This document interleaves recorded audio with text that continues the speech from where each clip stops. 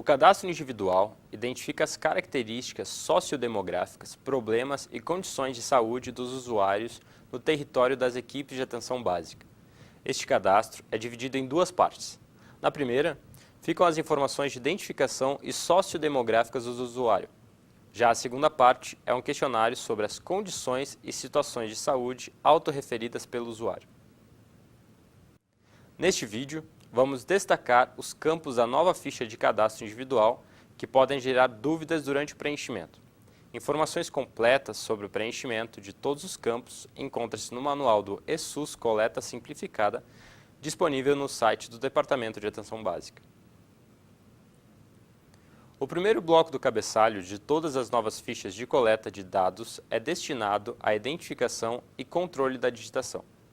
Os campos digitado por, data e conferido são para controle da digitação dos campos no sistema. Já o campo folha pode ser utilizado pelo profissional que realizou o cadastro para organização e registro do seu processo de trabalho. O segundo bloco do cabeçalho é exclusivo para a identificação de quem realizou o cadastro e em que microárea reside o usuário cadastrado. É necessário inserir número do cartão do SUS do profissional que realizou o cadastro, os códigos do Cadastro Nacional de Estabelecimentos de Saúde, referentes ao número de identificação da Unidade Básica de Saúde, e ao número de identificação da equipe de saúde. Por fim, deve ser inserido o código de identificação da microárea do domicílio cadastrado e a data da realização do cadastro. O primeiro bloco é de identificação do usuário cidadão.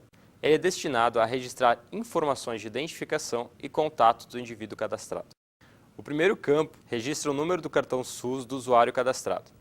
Já no segundo, deve-se informar se o usuário é ou não responsável por seu núcleo familiar.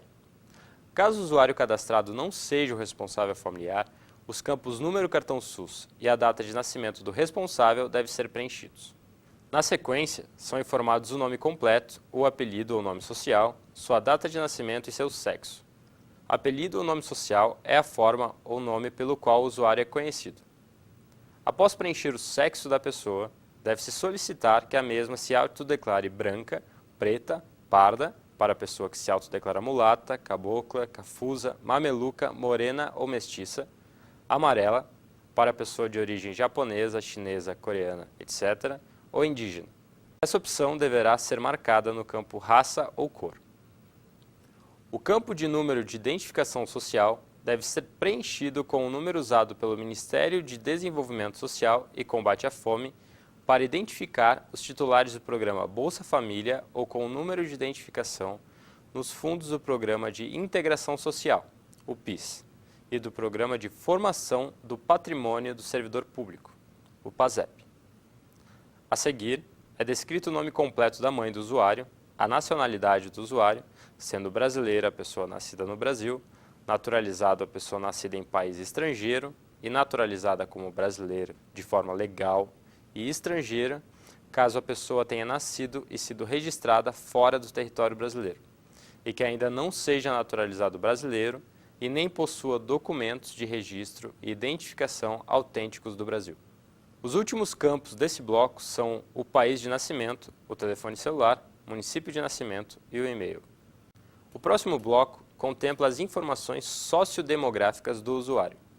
O primeiro campo encontrado é o de situação conjugal, seguido da ocupação.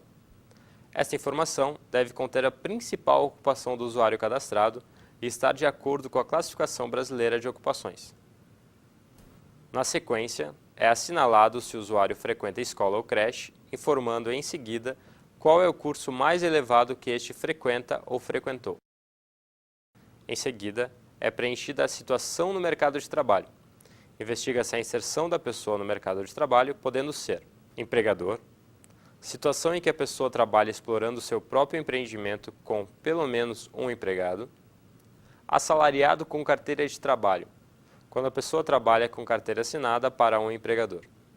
Assalariado sem carteira de trabalho, caso em que a pessoa trabalha sem carteira assinada para o empregador, considerando também, neste quesito, a pessoa que presta serviço militar obrigatório. Autônomos com previdência social, situação em que a pessoa contribui com a previdência social e trabalha explorando seu próprio empreendimento, sozinha ou com sócio, sem ter empregado, ainda que contando com a ajuda de trabalhador não remunerado, como, por exemplo, taxistas e camelôs. Também se encontram nesta categoria os trabalhadores eventuais, ou seja, aquelas pessoas que prestam serviço em caráter esporádico. Autônomos sem providência social.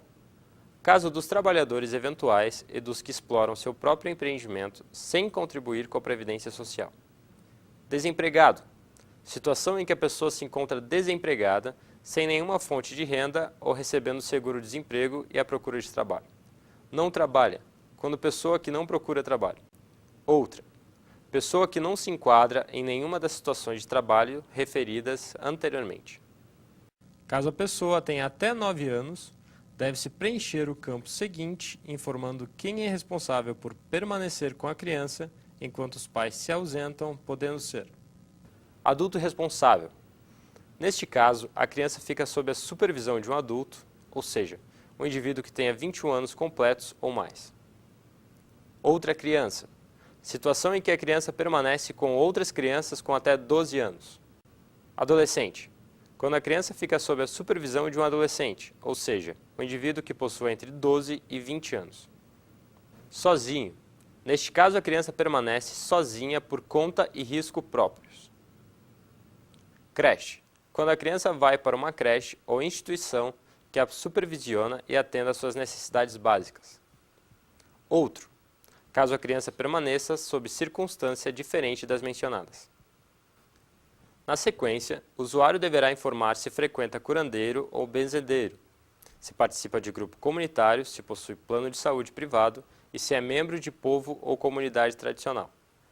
Caso a resposta da última pergunta seja afirmativa, deverá ser descrito qual é o povo ou comunidade tradicional que o usuário pertence. O campo seguinte possibilita o registro da orientação sexual e é facultativo. Caso o usuário opte por informar a sua orientação sexual, deve-se marcar a opção, podendo ser heterossexual, gay, lésbica, bissexual, travesti, transexual ou outra que não se enquadre nestas opções. Em seguida, é informada a presença ou não de alguma deficiência, podendo ser marcada mais de uma opção. O bloco seguinte, intitulado Situação de Rua, deve ser preenchido no caso do usuário estar em situação de rua. Devem ser informados o tempo em que ele se encontra nessa situação, se o usuário é acompanhado por alguma instituição, se recebe algum benefício e se possui alguma referência familiar. Finalizando o bloco, deve-se informar se o usuário visita algum familiar com frequência, informando o grau de parentesco. O campo é de preenchimento livre. No entanto, o sistema deve identificar o grau de parentesco, podendo ser avô ou avó, pai ou mãe, filho ou filha, irmão ou irmã, cônjuge ou companheiro, tio ou tia, primo ou prima ou outros.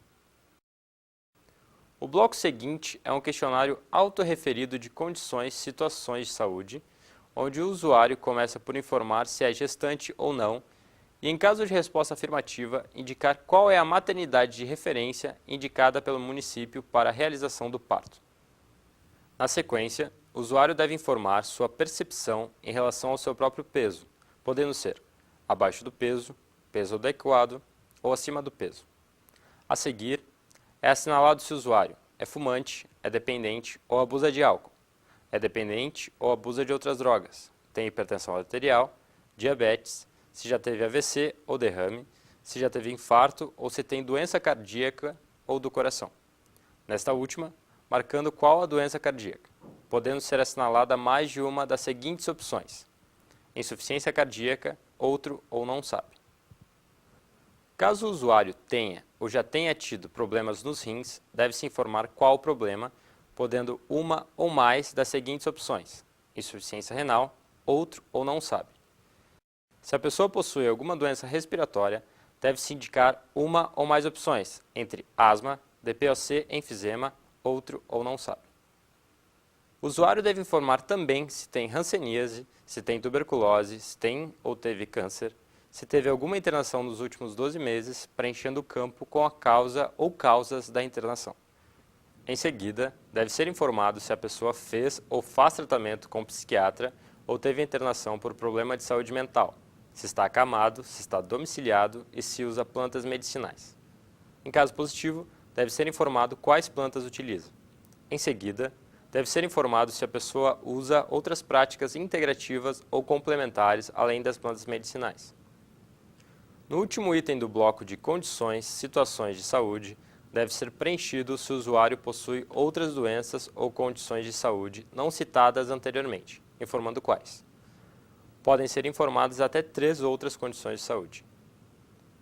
O bloco seguinte fornece informações complementares sobre os usuários em situação de rua, perguntando quantas vezes se alimenta ao dia, a origem da alimentação do usuário, podendo ser marcadas mais de uma das opções disponíveis. Por fim, informa-se se o usuário tem acesso à higiene pessoal e qual ou quais recursos estão disponíveis, podendo ser marcadas mais de uma das opções. O termo de recusa é preenchido apenas quando os residentes no domicílio se recusam a fornecer os dados para preenchimento do cadastro. Cabe reforçar que a recusa em fornecer os dados não implica, em hipótese alguma, no não atendimento do cidadão pela unidade de saúde.